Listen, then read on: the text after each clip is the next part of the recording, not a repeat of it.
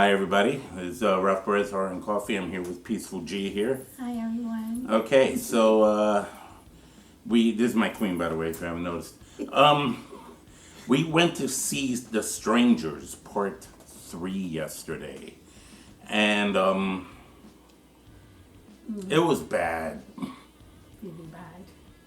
It was god awful. I'm like, this is the first horror movie of 2026 that I can definitely tell you right now, off the top, that it was just not good.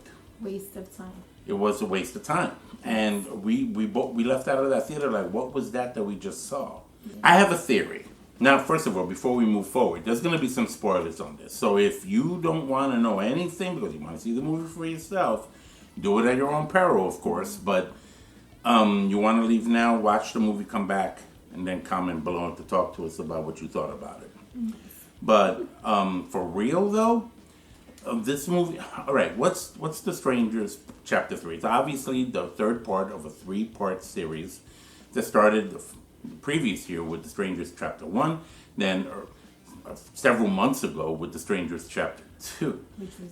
Which was good. The both of them, I liked Chapter 1, right? Yes. I liked Chapter 2. Chapter 2 had you wanting more. Right. Mm-hmm. And then Chapter 3, it was kind of like... What? What the hell was that? What the hell was that? What was that? Okay, so what happened? What happens? It takes off right after what happened in part 2. It jumps right back into it. Mm-hmm. And you see the girl, she's still trying to like get away or whatever, but then she keeps coming across the killers. You know, she had killed one of them. And the guy with the axe, the big guy with the axe, and then the other girl kept on like doing what they were doing. And what was weird was that it didn't know where it wanted to be. It kept on giving us a series of flashbacks. If you remember in Chapter 2, they kind of showed how the big guy with the mask and the axe, yes. You know, how him and the girl kind of as kids got together and kind of they showed the psychology, I guess, of it, of how it all started. Yeah. And it kind of like there were several flashbacks where it focused in on that. Honey, but I would like to hear your thoughts. Tell me what you thought about it. What I thought about and it was like a basic. It just went straight to. It took long. But then when it happened, you're like, really? You already suspect in the back of my head, I already knew that was gonna happen. But I was waiting for something else to like make me be like, oh wow, oh my God, no. It was just a waste of time. It didn't have no direction. It was just a waste of time. I wouldn't suggest it to watch. We were falling asleep on it. It was a late show. Don't see it after 9 o'clock. Because you'll knock out. Yeah. We were both like, Trying to keep our eyes open because it was so draggy. Too. Yeah. And then when it got there, you're like, really? That was it? Yeah, it was weird. Like, okay, so the girl is traumatized because she lost her fiance or boyfriend or whatever in the first part. Yes. And then now her sister is looking for her. So her sister's in town and her fiance with some dude that was like a cop or an investigative report, whatever.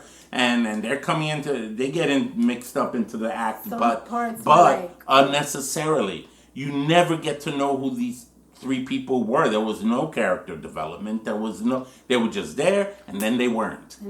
And it was kind of like, what was the point of even having them? It didn't feed the narrative of the story at all. Yeah. Right? So you know, she's running around, and they capture her again, you know, the 2 other killers that are left, and he's kind of trying to recruit her into becoming a replacement of the one she killed. Yes.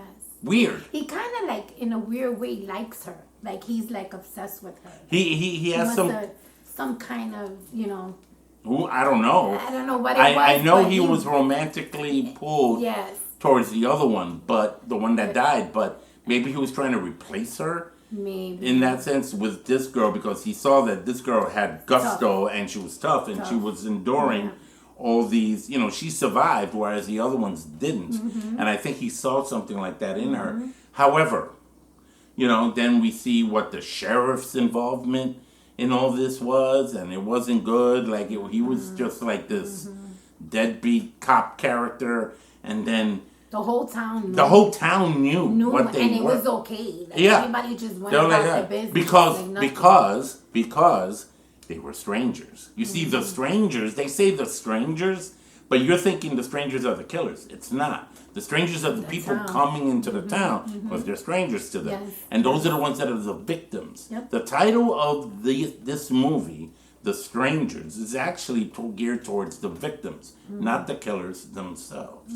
Though that was an admirable twist, especially in the first part of the movie, last year, and then the second part a few months ago, and now this, it didn't work at the end. It fell apart. According to your explanation now about the stranger, I didn't think about it, but what I'm thinking, that maybe because she went through all this and she fought through it and she survived, maybe she wasn't considered a stranger anymore.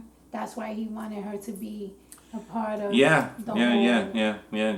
It's true. It's possible. Could have been that. Yeah. But what happens to her sister? What happens to everybody involved? First of all, the way they handled it was so, like, the sister's boyfriend was ridiculous.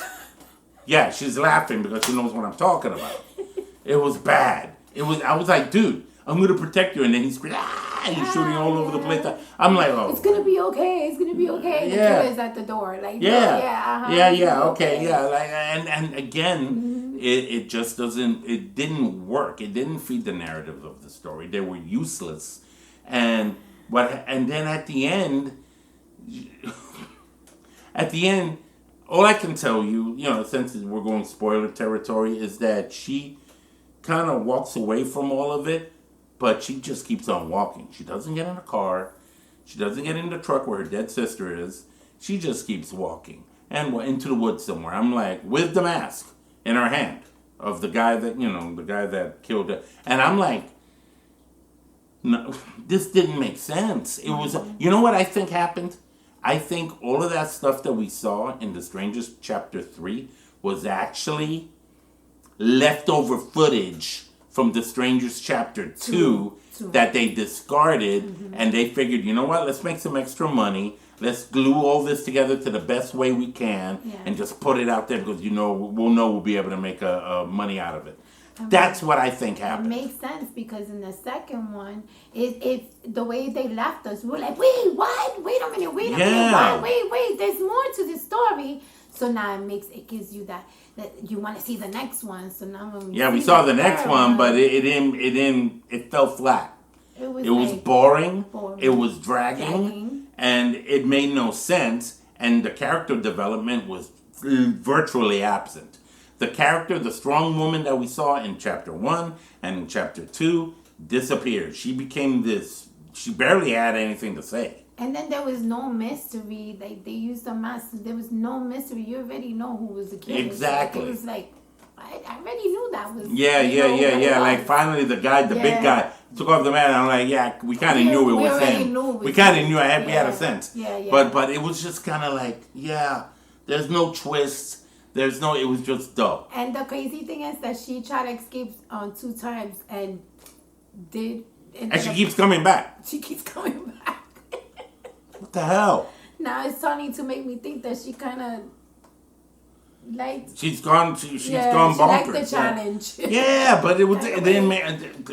all right. Yeah. So, go see this movie at your own risk. I'm going to give The Strangers Chapter 3 1 coffee cup. Only one. It's not worth... I mean, if you want to see it, be my guest, do it at your own peril. But I'm just saying, how many coffee cups do you give this Can one? I give him half? You could give it half a cup? They're looking to me. She's getting half a cup. She's giving half a cup, and I'm giving it 1 cup decaf because